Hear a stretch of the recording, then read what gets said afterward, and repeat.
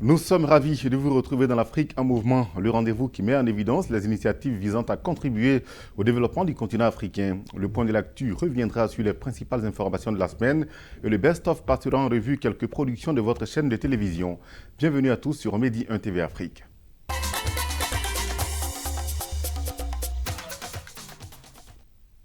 Le programme Inteleka a été lancé à Rabat et fait suite à la signature devant le roi Mohamed VI des conventions actant le démarrage du programme d'appui et de financement des entreprises.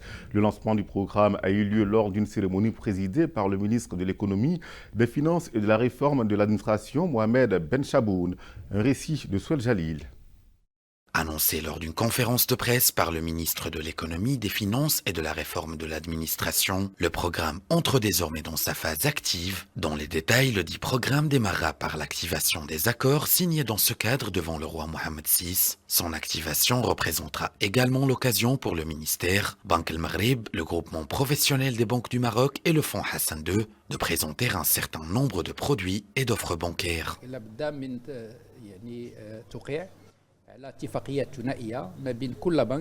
Pour l'heure, la nécessité pour chaque banque est de ratifier des conventions bilatérales avec la Caisse centrale de garantie. Le programme intégré de financement et d'appui des entreprises s'est défini plusieurs gageurs aptes à consommer une rupture avec tout ce qui a été pratiqué jusqu'à présent.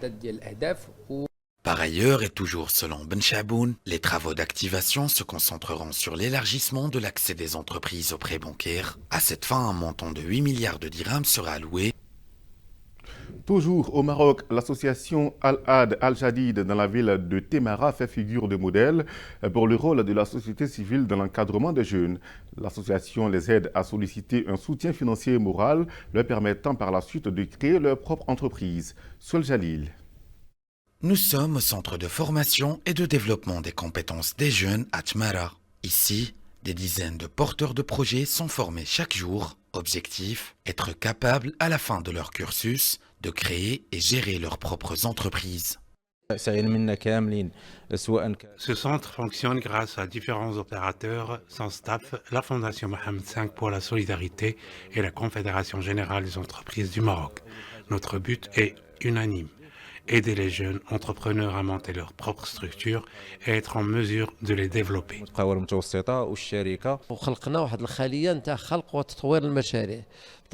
On a conçu une cellule de création et d'élaboration des projets. Les jeunes entrepreneurs soumettent leurs dossiers. Ils sont ensuite pris en charge par un comité qui désigne les idées les plus novatrices. Une fois sélectionnées, ces personnes commencent à monter leur propre structure.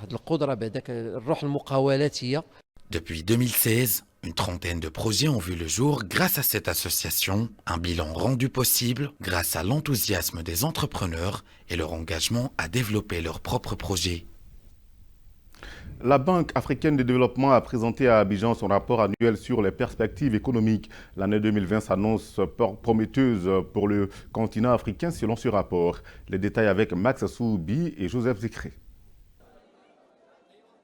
La Banque africaine de développement table sur une poursuite de la croissance du continent malgré les chocs extérieurs. C'est ce qui ressort de Perspectives économiques 2020, la publication phare de la banque. Selon le rapport, la croissance économique de l'Afrique est restée stable à 3,4% en 2019 malgré les chocs extérieurs et elle est en passe d'atteindre 3,9% cette année et 4,1% en 2021.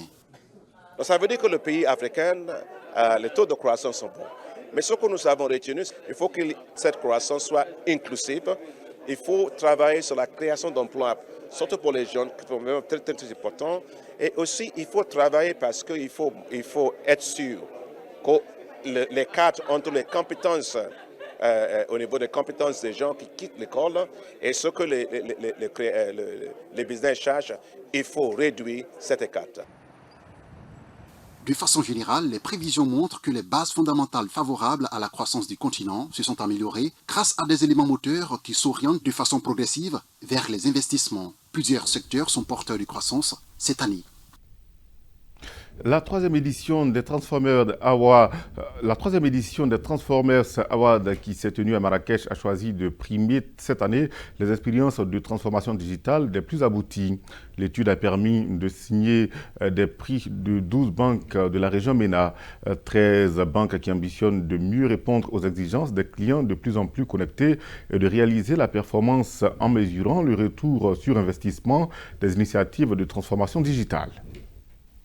Depuis plus de 3 ans, Trusted Advisors présente une nouvelle lecture du processus de transformation digitale des banques. Cette transition remet en question les modèles économiques, les dimensions organisationnelles, structurelles et le processus d'innovation parcours client. C'est un travail neutre, approfondi, qui était destiné à décortiquer les mécanismes et les dynamiques organisationnelles, les dynamiques d'innovation, les dynamiques aussi d'expérience client, de satisfaction des clients.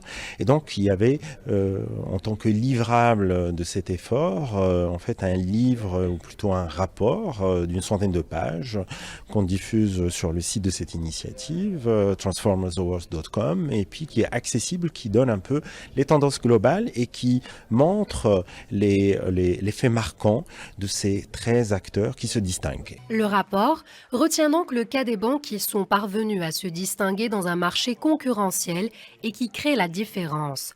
Le renforcement de la maîtrise de la connaissance client est un enjeu essentiel dans la transformation digital banking. Pour mieux se positionner dans un marché très concurrentiel, les banques, comme l'indique le rapport 2020 de Trusted Advisors, doivent œuvrer pour une meilleure connaissance et expérience client à travers l'exploitation pertinente de la data et des démarches bottom-up. Un grand barrage et une vingtaine d'autres infrastructures hydriques de petite dimension, c'est ce que prévoit entre autres le Programme national d'approvisionnement en eau potable et d'irrigation 2020-2027. Une rencontre de communication et de sensibilisation tenue lundi dernier à Casablanca a été consacrée à l'annonce des projets les plus importants prévus au niveau de la région de Casablanca-Cetad au titre de ce programme. Les détails dans ce reportage d'Issam Abari sur un récit d'Allah Benani.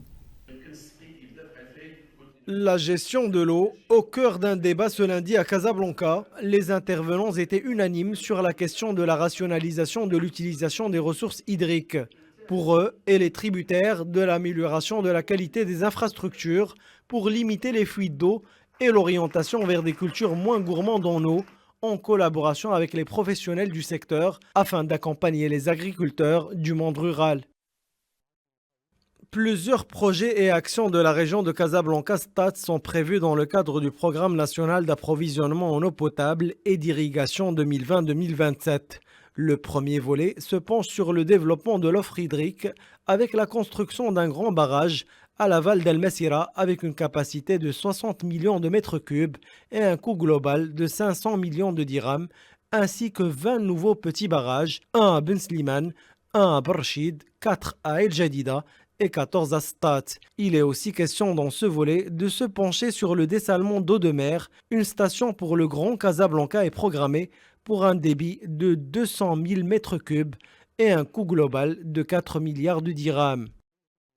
Le deuxième volet se penche sur la gestion de la demande et de l'économie d'eau, grâce à un programme d'irrigation qui se chargera de la reconversion collective à l'irrigation localisée, la reconversion individuelle à l'irrigation localisée et la modernisation et la réhabilitation des systèmes d'adduction d'eau à but multiple. Parlons de négociations entre l'Office national de la sécurité sanitaire des produits alimentaires et les services d'inspection sanitaire des animaux et des plantes aux États-Unis. Elles ont abouti à la signature du plan d'action opérationnel qui donne le feu vert à l'ouverture officielle du marché américain aux exportations marocaines de framboises. Il s'agit d'une grande première. Anissa Araou revient sur les détails de cet accord. Cet accord est le fruit des négociations initiées entre le ministère de l'Agriculture, de la Pêche maritime, du Développement rural et des Eaux et Forêts au Maroc et son homologue américain. Les autorités américaines exigent que les framboises soient emballées dans les unités de conditionnement autorisées par l'ONSSA.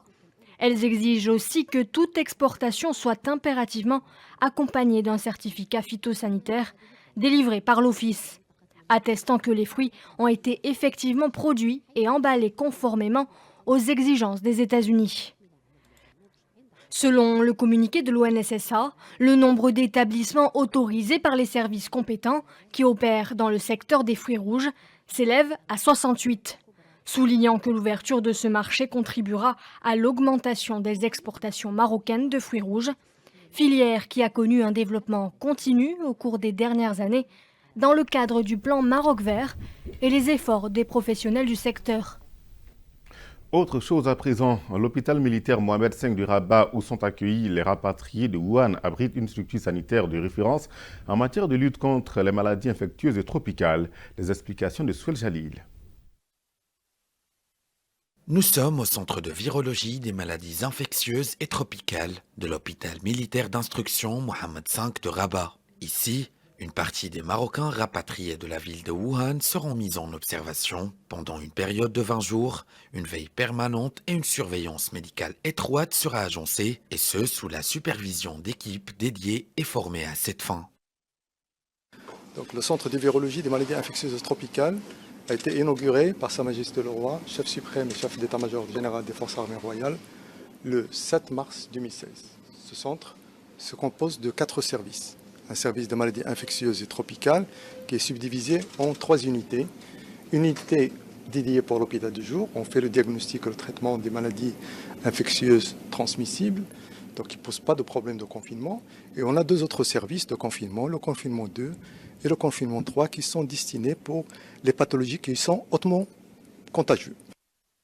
Doté d'équipements dédiés au diagnostic et au traitement des maladies infectieuses virales, bactériennes, parasitaires et mycosiques, le centre de virologie de l'hôpital militaire d'instruction Mohamed V de Rabat assure également la prise en charge des maladies hautement contagieuses nécessitant un confinement. Faire du Maroc une destination authentique qui offre une diversité d'expériences à partager, c'est le leitmotiv de la Confédération nationale du tourisme qui vient de présenter sa feuille de route 2020. Les détails avec Younes Benzineb. À l'initiative du secteur privé, le tourisme au Maroc a désormais sa feuille de route. Une annonce faite par la Confédération nationale du tourisme. Un plan d'action qui a pour objectif d'assurer un développement inclusif du secteur tout en améliorant sa compétitivité, et ce, malgré les nombreux défis et les attentes grandissantes.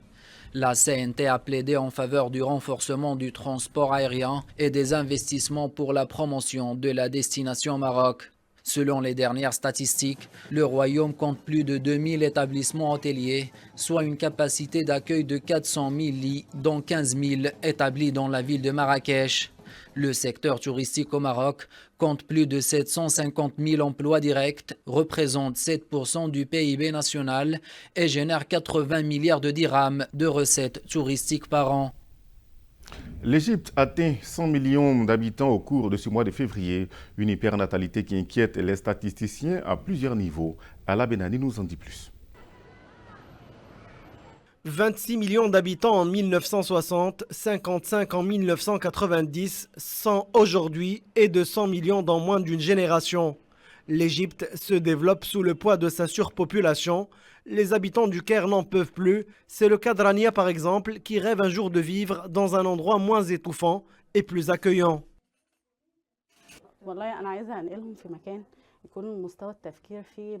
Je veux partir d'ici avec mes enfants dans un endroit où il y a de meilleures mentalités, un endroit propice à l'éducation de mes enfants, un endroit qui n'influencerait pas négativement mes enfants. Malheureusement, la vie ici n'est pas du tout favorable. Je rêve de vivre par exemple dans un quartier comme celui du 6 octobre. Même si le président égyptien Abdel Fattah al-Sisi évoque régulièrement le sujet de la croissance démographique comme un défi aussi grave que le terrorisme, rien n'y fait. Face à ce tsunami nataliste, le président du département des statistiques démographiques et des recensements propose la limitation des naissances.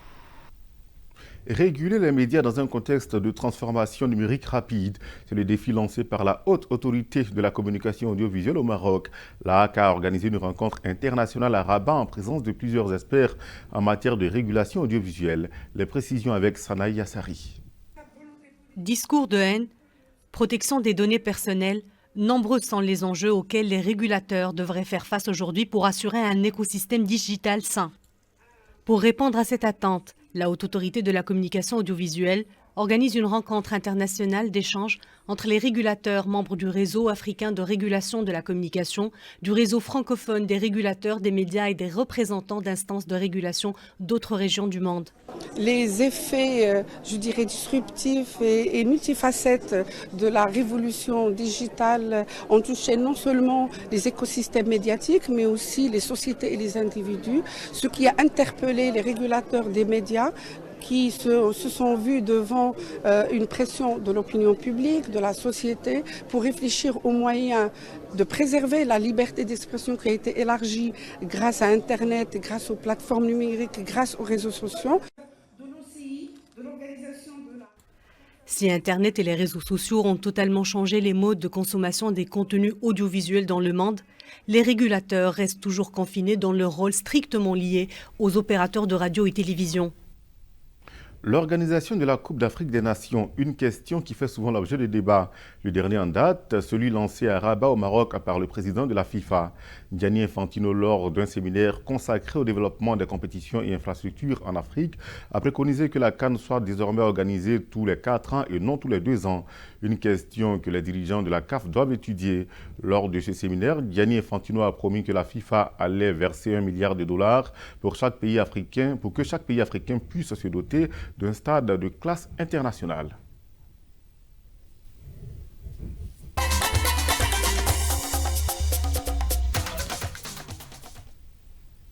Nous ouvrons la deuxième partie de ce rendez-vous en Tunisie où on utilise les nouvelles technologies pour secourir les abeilles. Pour préserver cette espèce essentielle à la planète, une start-up tunisienne a développé un appareil intelligent pour aider les apiculteurs à suivre leurs ruches et réduire les pertes. Suivons. L'abeille est apparue sur Terre depuis près de 80 millions d'années. Elle a survécu aux multiples bouleversements climatiques de la planète, mais les dérèglements observés depuis 50 ans environ fragilisent cet insecte emblématique. Les petites travailleuses du miel sont donc menacées et ce n'est pas cette apicultrice tunisienne qui dira le contraire. J'ai commencé par 15 ruches, j'ai rencontré de nombreux problèmes tout au long de mon expérience, dont le plus important était le vol de ruches et le changement climatique qui a provoqué l'effondrement des ruches en raison des fluctuations soudaines de la température et de l'humidité.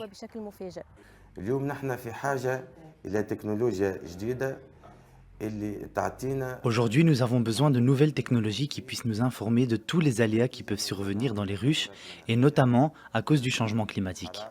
Qu'il s'agisse d'incendies, de changements de température ou d'humidité, de tels outils technologiques vont nous permettre de prendre des décisions importantes à l'avenir pour mieux développer la production des ruches.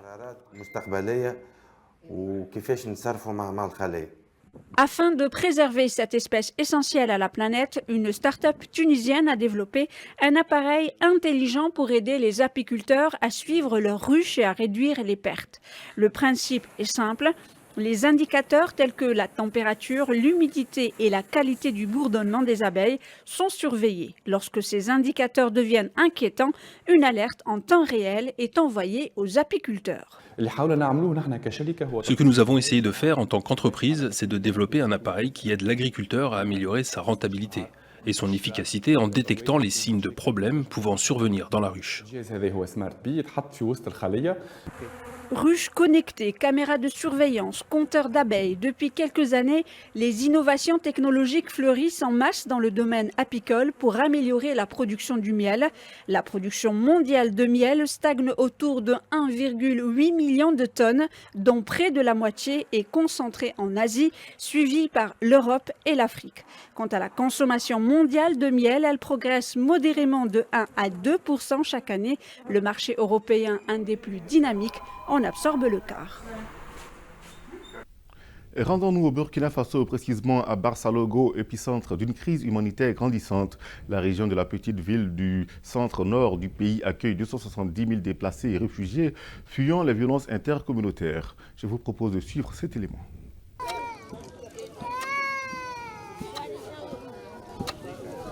À Barsalogo, dans le centre-nord du Burkina Faso, un camp de fortune. Ici, s'entassent femmes, vieillards et enfants. En tout, près de 270 000 déplacés vivent dans un total dénuement.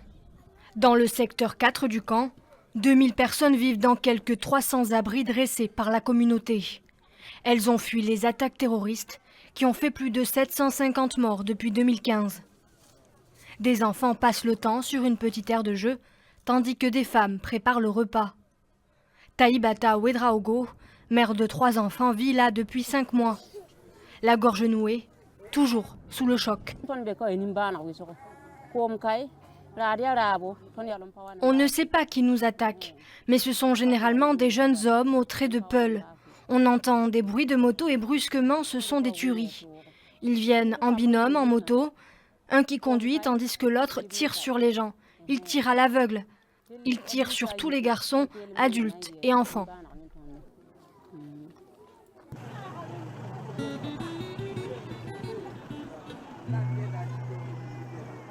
Ici, on ne vit plus, on survit.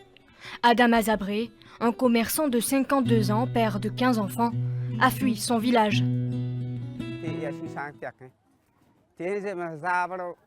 On n'a rien d'autre à faire, on ne peut pas cultiver, on ne peut pas s'aventurer dans un rayon de 2 km hors de Barsalogo au risque de se faire tuer. L'avenir est sombre, on n'a pas de ressources, on vit au jour le jour, tout ça à cause des peuls.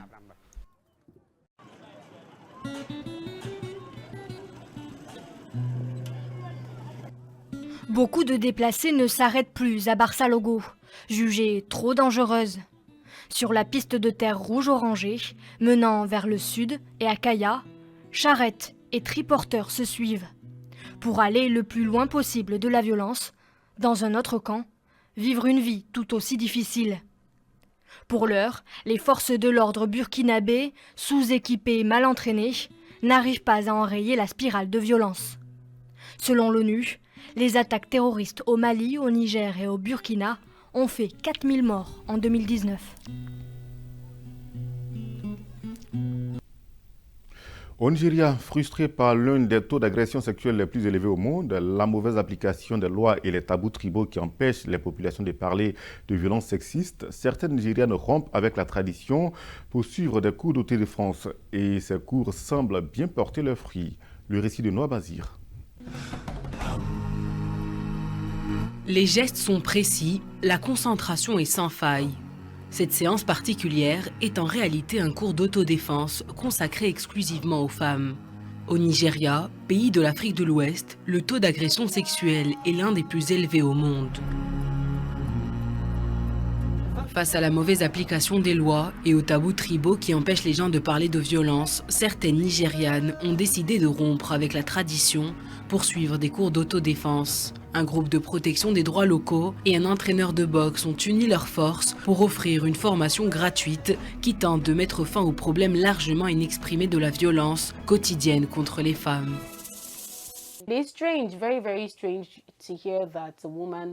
C'est étrange, très étrange qu'une femme veuille apprendre à se défendre si elle se retrouve dans une position dangereuse. Personne ne sera de votre côté. Ils vous diront juste que vous n'êtes pas une femme soumise. Ils vous disent que vous êtes devenue féministe et qu'en Afrique, on ne fait pas ça. You've become a feminist, and so because you've started listening to all these things that are happening, and then in Africa we don't do that. Adeola Olamide est une nouvelle élève du groupe Women Impacting Nigeria. Cette mère de 3 enfants garde un souvenir choquant de la première fois où elle a été agressée chez elle. Emplie de peur et de honte, elle a décidé d'apprendre les techniques nécessaires pour repousser un agresseur.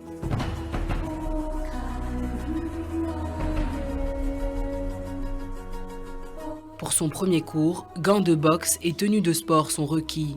Les élèves remplissent rapidement la salle et commencent à taper dans des sacs de boxe.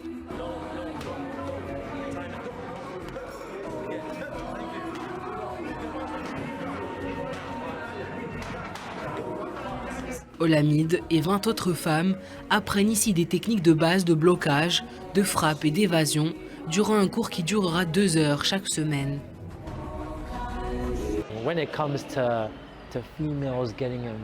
Quand il s'agit de femmes qui s'impliquent dans tout ce qui a trait au physique, donc spécifiquement pour combattre et se défendre, il y a un tabou.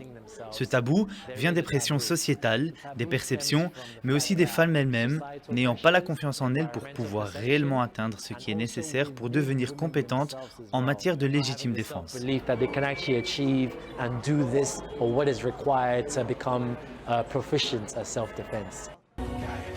Après sa première séance, Olamide compte revenir régulièrement. Si sa confiance en elle n'est pas encore totalement rétablie, Olamide et toutes ses camarades disent non aujourd'hui à la violence faite aux femmes au Nigeria. Et c'est ici que se referment les portes de l'Afrique en mouvement. Merci de votre fidélité et bonne suite des programmes sur Midi 1 TV Afrique. À très bientôt.